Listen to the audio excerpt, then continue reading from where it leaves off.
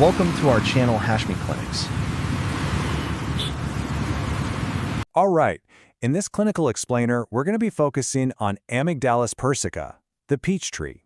Now, this is a remedy of really immense value, especially for those tough, intractable gastric cases that just seem to resist every other intervention. While it's often overlooked, its historical and clinical power, particularly in severe vomiting, means it really deserves a much closer look in our modern practice. This quote from 1890 just perfectly captures the essence, the genius of this remedy. Here you have a practitioner who's at a complete dead end with a child suffering from non-stop vomiting, and the rapid, curative action of a simple peach bark infusion. Well, it's a powerful reminder of how Amygdalus Persica can come in and succeed in these extreme cases of gastric irritability where our more common remedies have already failed. So our journey today is structured to build a really complete clinical picture. We're going to start with the remedy's core essence, then we'll widen our view to the mental and general state. From there, we'll zero in on its defining characteristic symptoms and its clinical applications. And finally, we'll sharpen our prescribing skills with the key modalities and comparisons, wrapping it all up with some actionable pearls for your practice.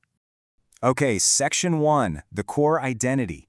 Amygdalus Persica is a member of the Rosaceae family, which, as you know, gives us remedies like Rosa and Cratagas. But while that family has a pretty diverse range of actions, Persica's therapeutic focus is laser sharp. It targets a profound, really debilitating gastric irritation. So let's be absolutely clear on the central indication here. Any case that is defined by intractable nausea and vomiting, where the stomach just rejects everything, absolutely requires you to consider Amygdalus Persica. Clinically, it really stands as one of the most reliable antiemetics in our Materia Medica, particularly for things like hyperemesis gravidarum and those severe gastric disturbances you see in children. Now, what about beyond the stomach? What completes the picture? Well, in Section 2, we're going to examine the mental and general state. These are the symptoms that give us that crucial, confirmatory evidence we need for a really confident prescription. What's so fascinating here, clinically, is the coherent picture of a kind of systemic depression. The stupefaction suggests a bit of a neurotoxic effect, and it's notably aggravated by wine.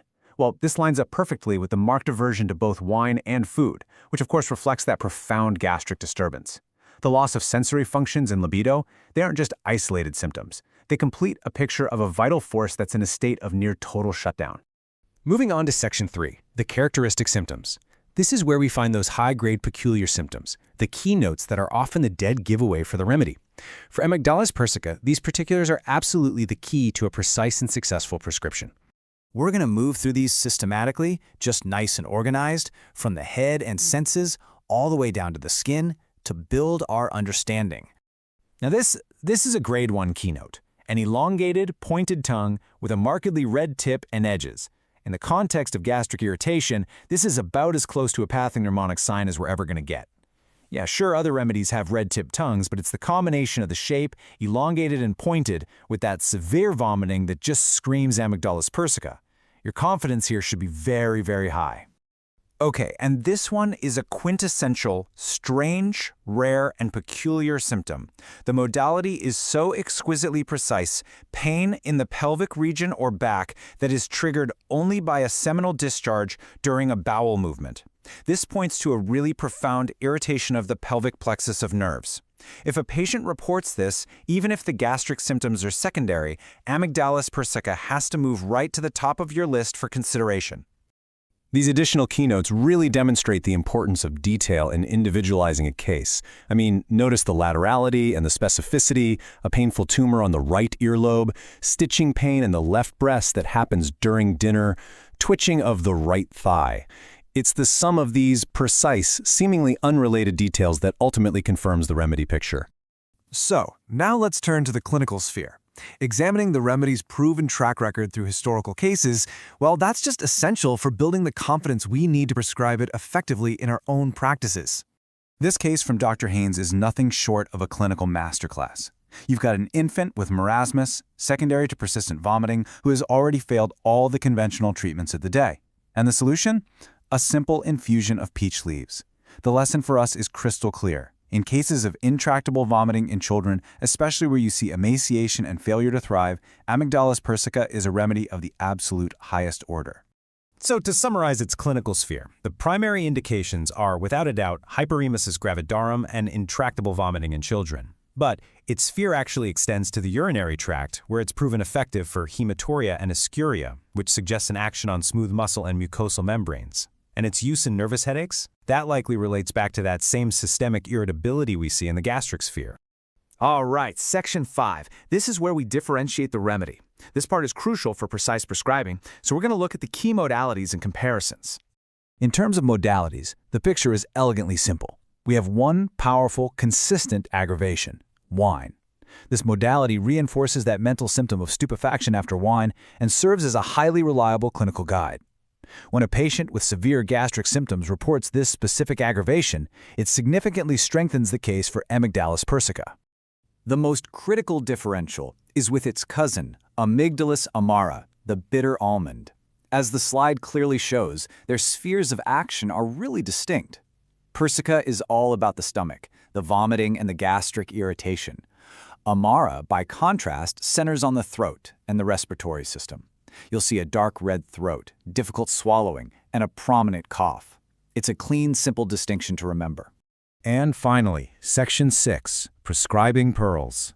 Let's distill everything we've found into some key takeaways that you can apply directly in your clinical practice. Okay, let's summarize the key prescribing indicators. First, the core indication, that relentless vomiting, particularly in pregnancy and in children when nothing else will stay down. Second, the confirming physical sign, the elongated, pointed, red-tipped tongue. Third, that really peculiar keynote, pain following a seminal discharge during stool. And fourth, don't overlook its usefulness in the urinary sphere, specifically for hematuria. And clinically, it's worth remembering that historical use favored preparations from fresh bark, which might suggest a difference in efficacy. So the final question is really for your practice. The next time you face a case of persistent vomiting that just fails to respond to your usual remedies, is this powerful, historically proven remedy going to come to mind? Will you remember to consider the peach tree? Thank you for joining this explainer. Professor Dr. Rafat Hashmi is a distinguished homeopathic physician, educator, and researcher with over 4 decades of clinical and teaching experience. He is widely respected for his deep command of Materia Medica, Repertory, and constitutional prescribing, combined with a practical, patient-centered approach.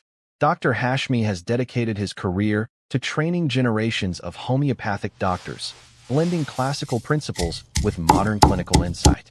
He is also known for his innovative work in digital homeopathy, developing educational content, clinical tools, and AI-assisted systems to enhance remedy selection and case analysis. With a strong commitment to ethical practice and lifelong learning, Professor Dr. Rafat Hashmi continues to guide, inspire, and elevate the standards of homeopathic education and patient care.